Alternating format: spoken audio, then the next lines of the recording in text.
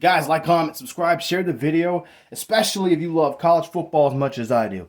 The Tennessee Vols, I think they're going to be a better team than what they were last year.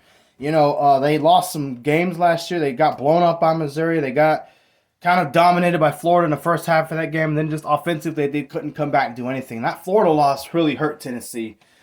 But Tennessee was still a pretty good team this past year. I mean, this is Josh Heupel. I'm sorry if I'm saying his name wrong. I know I am. I'm sorry about that. I hate saying people's names wrong on here because it's disrespectful. But their coach he's been there for 3 years. It's about to be his fourth. Each of his 3 years, he's had a winning season. 7-6, 11-2 in the Orange Bowl win, and then 9-4 winning the Citrus Bowl, the Cheez-It Bowl, whatever it was, with Nico, the quarterback. And I expect big things out of that guy this year. And I think Tennessee's defense will continue to improve. This past year, their offense clearly had a big setback, but it was still pretty good at running the football. I expect that approach to be the same, but I think Nico's going to play better long-term than Joe Milton did for Tennessee.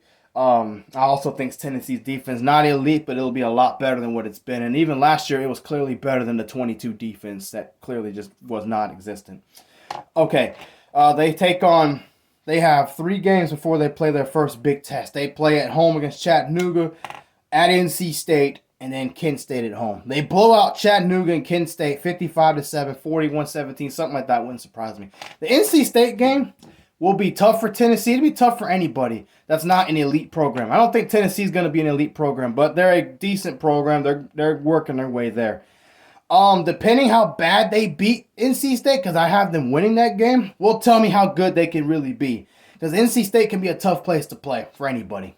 Okay? I have them beating NC State over there 30-16. They beat them by at least 2 touchdowns. NC State for the last few years have had a really good defense. Their offense just has not been there, really, since 2021, when Devin Leary was real healthy and everything. Then they go on the road to take on Oklahoma. This is their first loss. Again, this is Oklahoma's first true SEC on SEC game. Their SEC debut. It's a big deal for them and Brent Venables. Oklahoma's improved defense makes the difference, and their home field makes the difference in this game. I have Oklahoma beating Tennessee 35-28 in overtime. Last time I think it went to overtime. It was 2017. Tennessee was actually beating Oklahoma and Baker Mayfield.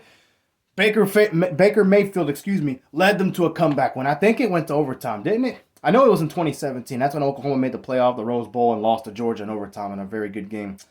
Then they take on they take on Arkansas and Florida in back-to-back home games. Arkansas is tough. They can play with anybody. I think they proved that in last year. They lost quite a few close games. LSU, Alabama, big-time programs. And they clearly hurt themselves with injuries. I think Sam Pittman just had a bad year. I do think Tennessee wins again, 35-27 at home. The home field advantage is big for Tennessee when they play anybody.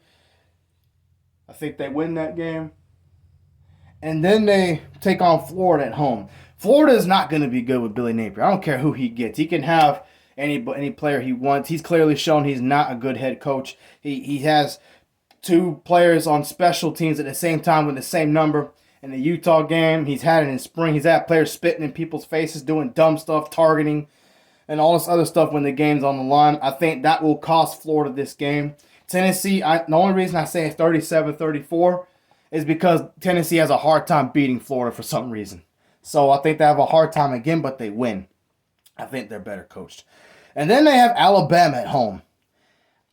I have them losing this game for a similar reason. They have a hard time beating Alabama.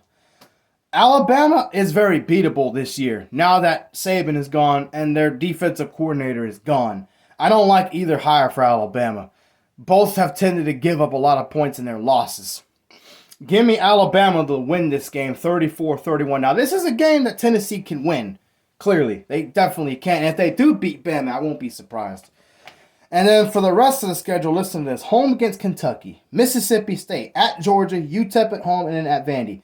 I have them beating Mississippi State and UTEP and Vandy pretty easily. That leaves us with Kentucky and Georgia. They somehow usually beat Kentucky. I don't think that changes. And it's a home game. They should win this 28-21 in another really good game. Last year was pretty entertaining over in Lexington at night. I have them winning at Georgia. Look, Hugh Heupel is looking to keep beating Florida. He wants to keep beating Alabama, and he wants to finally beat Georgia. They have not beaten Georgia since 2016. I don't think they're better than Georgia. They should have no business beating Georgia. But again, Carson Beck and that offense looks great, but anytime they played a defense that was worth anything, they struggled and they kind of folded. Tennessee's defense is not going to be elite, but it's going to be pretty good. I have them upsetting Georgia over there. Georgia, and their defense has not been dominant. I have Tennessee winning. So that's kind of it, guys. I have Tennessee going 10-2 with losses at Oklahoma and a home loss to Alabama. Everybody else I feel pretty good about. They probably won't make the playoff, but if they do, I wouldn't be too surprised. Tennessee is slowly getting better as a football program, and I am impressed with what Josh, I'm going to call him Josh because I hate saying his last name wrong. Again, his first 3 years winning season, 7-win season, 11-win season, and a 9-win season. That's pretty good considering what Tennessee's been through before him. So that's pretty much it, guys.